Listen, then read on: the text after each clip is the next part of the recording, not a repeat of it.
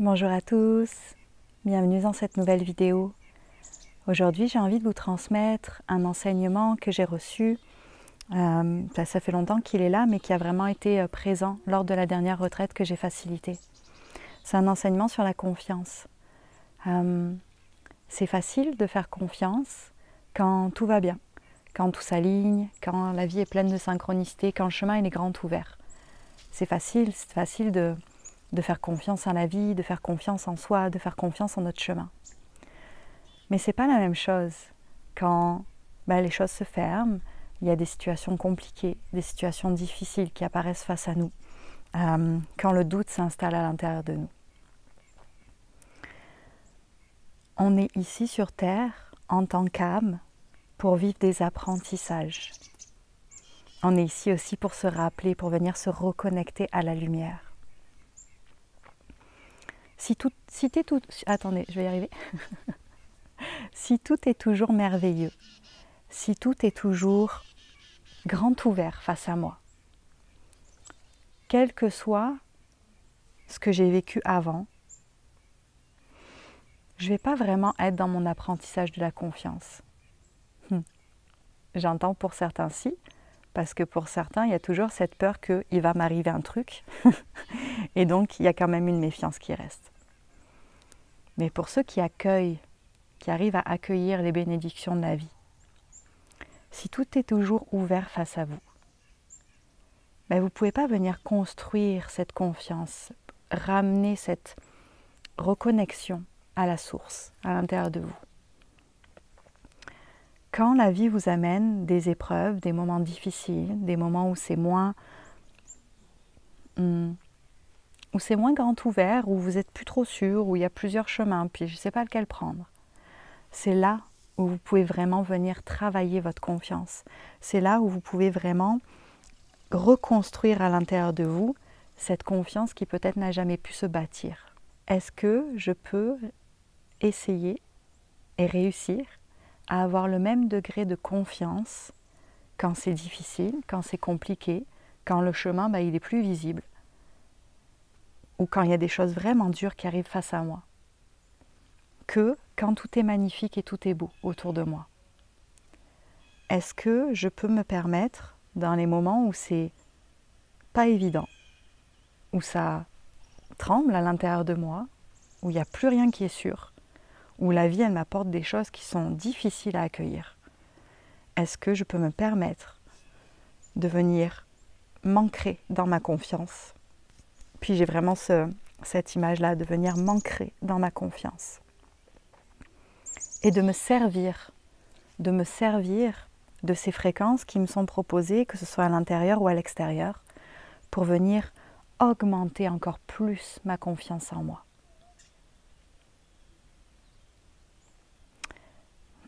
C'est comme courir sur du plat tout le temps versus aller courir en montagne. Quand je suis habituée à courir sur du plat, là, bon.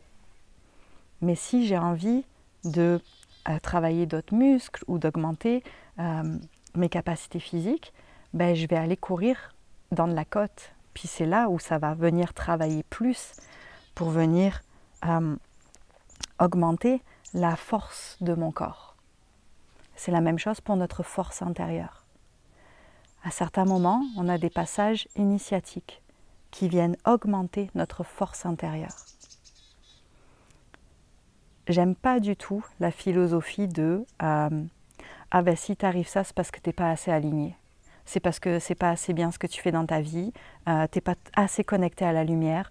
Si t'es connecté à la lumière, il va jamais rien se passer. Pour moi, ça c'est du caca, puis je m'excuse, je le dis de cette manière-là. C'est vraiment du spiritual bypassing, comme on dit, de genre, je me concentre que sur la lumière, puis tout le reste, je décrète que c'est de la bullshit. Non. Forcément, on vit sur la Terre, il y aura toujours des choses, il y aura toujours des événements, il y aura toujours des maladies qui vont être là, il y aura toujours l'hiver. Il y aura toujours l'hiver. Moi, j'habite au Québec, il y aura toujours l'hiver, à moins de fuir dans le sud chaque année. Sinon, il y aura toujours l'hiver, ok? Il y aura toujours de la neige, le lac, à un moment donné, il va geler. Il faudra le trouer à la tronçonneuse ou travailler très fort au pic à glace pour arriver à rentrer dedans. Comme ça sera toujours compliqué, d'accord? C'est normal. Ça fait partie de la vie sur Terre, simplement. Est-ce qu'on peut voir ces moments-là comme des moments où on peut venir augmenter notre capacité, notre force intérieure? On est dans un temps où les écoles de mystère, c'est dans notre vie quotidienne. C'est plus on s'en va dans un pèlerinage, et oui, ça peut aussi, mais où on incarne ça dans notre vie quotidienne. Puis le degré d'alignement que vous avez peut-être dans des espaces sacrés, que vous avez peut-être dans des pèlerinages, que vous avez peut-être dans des retraites, que vous avez peut-être quand vous êtes en méditation connecté à vous. Est-ce que vous pouvez venir l'incarner dans votre vie du quotidien? Est-ce que vous pouvez venir l'incarner dans votre travail? Est-ce que vous pouvez venir l'incarner dans votre foyer? Est-ce que vous pouvez venir l'incarner face à votre famille, face à vos amis, dans votre vie de tous les jours? C'est ça le chemin. C'est que toute cette intégrité, tout cet alignement à l'intérieur de nous, qu'on a quand le chemin est grand ouvert, qu'on a quand on est en espace de méditation, qu'on a quand on est dans des espaces où on est entre de fraternité ou de sororité, mais on vient de l'incarner aussi dans chaque moment de notre vie, aussi quand les choses ne vont pas aussi bien, aussi quand c'est plus compliqué, aussi quand mes enfants ils hurlent parce qu'ils jouent et qu'ils en mettent partout. Est-ce que je peux me permettre d'incarner ce degré de calme, de paix intérieure dans ces moments-là? Ce degré de confiance dans ces moments-là aussi. Et de ne pas juste attendre d'être dans des espaces sacrés, d'être dans des moments d'introspection, d'être dans des moments de solitude avec moi-même pour me sentir en paix.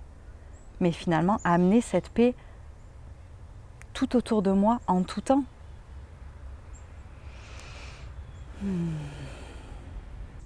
C'est bien beau d'être connecté au divin, d'être aligné quand tu es dans des espaces d'introspection, quand tu es dans des espaces d'énergie, d'amour. Mais est-ce que tu peux incarner cette connexion au divin dans chaque moment de ta vie? Est-ce que tu peux avoir cette même connexion au divin dans tout ce qui se présente face à toi? Quelque chose que je dis à la fin de chaque retraite, c'est quand il y a les doutes qui sont là, quand il y a les peurs qui sont là, quand vous êtes plus sûr de votre chemin, quand vous vous sentez perdu, quand la vie amène des choses face à vous qui sont difficiles, ou quand à l'intérieur de vous, ça devient tout flou, là, puis il n'y a plus rien qui veut savoir, là, il n'y a plus rien qui veut donner une route claire. Est-ce que dans ces moments-là, vous pouvez vous permettre de tout miser sur vous, comme au poker, all-in sur moi, sur ma confiance en moi. Je me permets d'utiliser ces doutes, je me permets d'utiliser ce que la vie amène face à moi pour augmenter encore plus ma confiance en mon chemin, en la source, en ma guidance, en mon monde intérieur, en ma lumière, appelez ça comme vous voulez. C'est tout pareil de toute façon. Est-ce que je peux me permettre de me servir de tout ce que la vie m'amène, de la tempête que la vie amène, pour pouvoir c'est quoi le mot? Pour pouvoir m'assumer encore plus dans ma confiance, pour pouvoir asseoir, pour pouvoir asseoir encore plus cette posture de confiance en moi. Est-ce que je peux me permettre d'utiliser cette tempête pour asseoir encore plus cette confiance en moi? Et du coup, au lieu de subir la tempête, au lieu de subir la vie, les événements de la vie, là, les choses compliquées qui arrivent des fois, au lieu de subir l'hiver, je me sers, c'est des cadeaux pour m'aider à être encore plus dans cette foi, encore plus dans cette confiance, encore plus dans cette posture de droiture. Et cela n'est plus que dans les espaces sacrés, que dans les espaces de connexion à moi-même, que dans les espaces de calme, où il n'y a pas de bruit, où c'est apaisant. C'est dans mon quotidien, partout, en tout temps. Et je rayonne la lumière. parce que je l'ai renforcée à l'intérieur de moi, parce que je l'ai construite à l'intérieur de moi, parce qu'elle vacille plus. J'entends que quand on est dans la tempête et qu'on perd notre confiance, puis qu'on se laisse submerger par le doute, par les peurs, par les insécurités, par toutes ces choses-là, par la victime finalement à l'intérieur de nous. Notre lumière, elle vacille, on la laisse être ensevelie. Ramène ta lumière au premier plan. Sois fort dans ta lumière. Je sais qui je suis. Je sais ce que je vaux. Je connais ma valeur. Je me fais confiance. Je fais confiance en la source. Je fais confiance en la vie. Dans la tempête. Permets à cette lumière de briller dans la tempête. Et tu verras que la tempête, après, elle te fait plus vaciller. J'ai une image d'un arbre fort avec des profondes racines dans la terre. Il peut y avoir la tempête, là, cet arbre-là, il ne va rien se passer pour lui.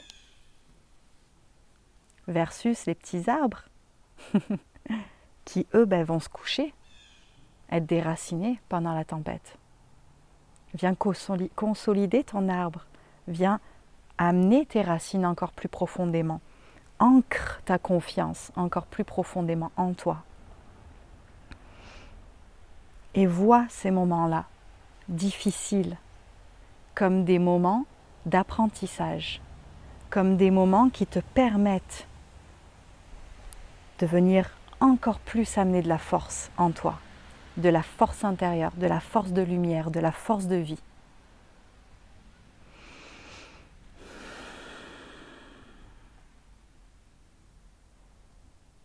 C'est juste des passages initiatiques. C'est juste des passages initiatiques qui viennent t'initier à ramener la sécurité en toi. Ouvrir encore plus grand. Reconnecter encore plus à la lumière à l'intérieur de toi et la lumière de la source à l'intérieur de toi.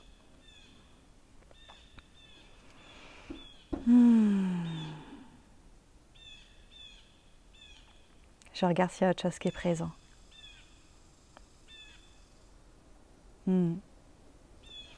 Pour beaucoup, il y a besoin de travailler sur vos blessures de pas assez. Je suis pas assez. Vos peurs d'être pas assez. C'est des blessures d'enfance.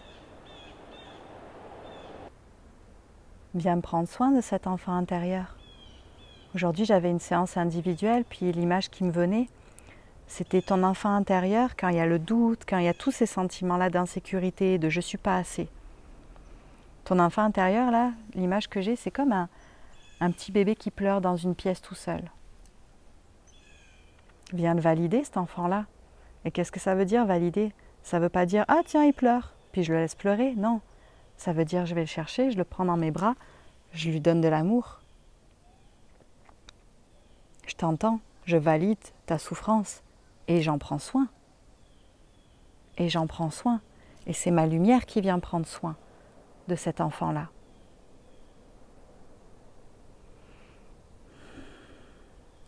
Ne laissez pas le bébé pleurer tout seul. Viens en prendre soin. Quand on fait du spiritual bypassing, quand on est dans le « ah non, moi je me tourne que vers la lumière, ok ?» on laisse le bébé pleurer tout seul. Puis on se met des bouchons dans les oreilles pour ne pas l'entendre. Puis on se tourne dans un autre sens, puis on regarde ailleurs. Ça ne vient pas du tout apaiser ton enfant. Pas du tout. C'est le temps d'enlever les bouchons. C'est le temps de prendre conscience de ce qui pleure à l'intérieur, puis d'aller en prendre soin pour qu'il soit vraiment apaisé. Puis ensuite, ton enfant intérieur, tu le mets en portage dans ton dos, là, puis tu vas faire ton chemin avec. Il peut se reposer sur toi. Il peut dormir sur toi. Il est en sécurité, il se sent en sécurité. Tous ceux qui ont eu des enfants ou qui ont des enfants dans leur entourage, vous le voyez, le besoin d'être collé, le besoin de peau à peau. Quand je porte mon enfant collé sur moi, ça vient l'apaiser, ça vient lui donner de la sécurité. C'est un besoin. Je suis effarée par le nombre de personnes qui dénigrent les besoins humains sous couvert de spiritualité. C'est impressionnant. On a des besoins en tant qu'humain. On a besoin d'en prendre soin de ces besoins-là pour vivre sur Terre, pour trouver la paix en nous. Je prends toujours l'exemple du petit bébé parce que c'est l'exemple le plus frappant pour moi. Un tout petit bébé, là, si je lui parle pas, si je lui donne pas de l'amour, si je le prends pas en peau à peau avec moi, si je lui donne pas à manger, si je lui donne pas à boire, si je lui change pas sa couche, si je lui fais pas faire son roux, ça va pas. Puis il peut mourir. Pourquoi est-ce que tu dénutris ton humanité sous couvert de spiritualité? Qu'est-ce que c'est que ce bordel? Non, non. Prendre soin de notre humanité, venir comprendre notre humanité. Pourquoi vous pensez que je fais des vidéos où je vous décortique certains trucs de notre psyché humaine? On a besoin de prendre soin de notre humanité, de venir reconnecter à notre humanité, de venir valider, aimer notre humanité, l'honorer, l'écouter, pour pouvoir ensuite faire ce chemin d'élévation. L'ascension, là, c'est du bas vers le haut, c'est pas du haut vers le bas. Si vous ne plongez pas en vous, si vous ne connectez pas à vos racines, si vous ne connectez pas à la reliance à la Terre avec le fait de « hey, je suis humain sur Terre ». Puis j'ai ce mouvement-là parce que c'est les racines dans la Terre qui rentrent dans la Terre-Mère. Si vous ne connectez pas à votre nature humaine en acceptant d'être humain, c'est pas du travail intérieur d'ouverture du cœur, de reconnexion à votre essence originelle. C'est juste du blablabla pour vous endormir encore plus. C'est je mets mes bouchons et je me concentre sur... Je sais pas si j'ai le droit de dire ce genre de choses. Je me concentre sur mon film, je vais le dire comme ça. Puis je regarde pas ce qu'il y a autour. Puis je me crée un monde imaginaire qui est vachement agréable. Et je mets des œillères sur tout ce qui existe autour. Non. Viens prendre soin de ton humanité. Viens prendre soin de ton ancrage à ton corps. Ton ancrage à ton corps, c'est pas juste « oh, je suis ancré, c'est magnifique, je sens mes racines descendre dans la terre-mère ». Non. C'est « je suis dans mon corps, je prends soin de mon corps, je prends soin de mon humain. Je prends soin de ma relation à la terre, je prends soin de la terre. Je prends soin de ma terre, je prends soin de la terre. » Là, je suis ancré en moi. Et une fois que je suis ancré en moi, je peux fleurir. Prenez une fleur là qui est en train de pousser à l'extérieur, enlevez-la de la terre, tenez-la comme ça et attendez qu'elle fleurisse. Avec ses racines à nu, avec pas d'eau, pas de terre, rien pour la nourrir. Encore pire, mettez-la dans un environnement noir, où il n'y a pas de soleil. Est-ce que vous croyez vraiment qu'elle va pousser? Elle va mourir, votre plante. C'est une illusion de croire que pour s'élever spirituellement, il faut abandonner son corps. Reconnectez à votre corps, reconnectez à votre humanité. Venez penser aux plaies intérieures. Et de cette manière-là, ça s'ouvre de plus en plus. Et ça peut être connecté de plus en plus parce qu'on se connecte dans le corps. Pour beaucoup, il y a besoin de redescendre avant de pouvoir monter. Il y a besoin de redescendre. Quand on parle en chamanisme de réincorporer des fragments d'âme, de se réincorporer nos aspects à nous, on descend, là, c'est ce mouvement-là, là. On se ramène. On arrête de dissocier, on arrête de vivre dans une bulle éthérique. On se ramène. Et à partir de là, à partir de la force, à partir de la connexion puissante, solide, là, je peux commencer à monter. Mais je monte attachée. Je monte avec mon ancrage. Je m'ancre à la terre, je m'ancre au ciel. Et je fais ce pont entre le ciel et la terre. Tu ne peux pas être un pont pour les fréquences si tu n'es pas ancré d'un côté ou de l'autre. Ça ne marche pas. Imagine un pont où il y a rien d'un côté. Ça ne fonctionne juste pas. C'est pas un pont. C'est un pont auquel il manque un morceau.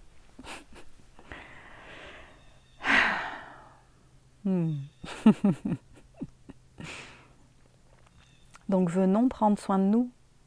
Venons donner de l'amour à notre humanité.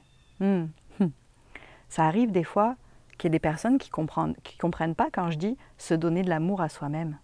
Puis j'en parlerai, j'ai une autre vidéo à vous faire que j'aimerais ça filmer dans les prochains jours. Viens prendre soin de toi. Il y a plein de conditionnements, et puis je les connais, moi aussi je les ai reçus, ces conditionnements égoïstes. Waouh, prendre soin de soi, c'est égoïste. Est-ce que c'est vrai ça? Est-ce que prendre soin de soi, c'est égoïste?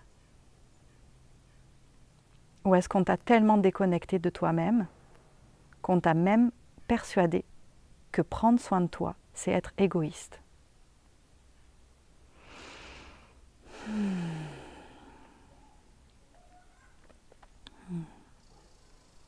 Alors je vais vous laisser avec ça.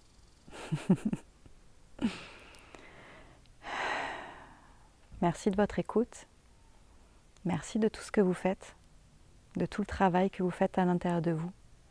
Je vous souhaite d'être de plus en plus dans la confiance de votre chemin, de qui vous êtes, de votre valeur, de ce que vous portez, pour que vous puissiez venir enlever toutes ces ombres, toute cette noirceur-là que vous avez acceptée comme étant vous.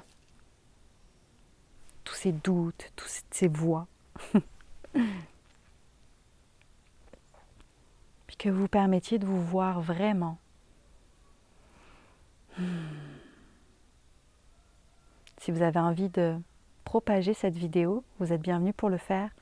Si vous avez envie de liker, de commenter, ça permet de soutenir au niveau de l'algorithme, vous êtes bienvenus de le faire. Puis moi je vous retrouverai bientôt, croisons les doigts, dans quelques jours, je filme, pour vous parler un peu plus de cette notion de égoïste, puis de ces voix-là. J'ai des beaux messages à vous transmettre par rapport à ça. Je vous embrasse, je vous souhaite une belle journée, puis à bientôt.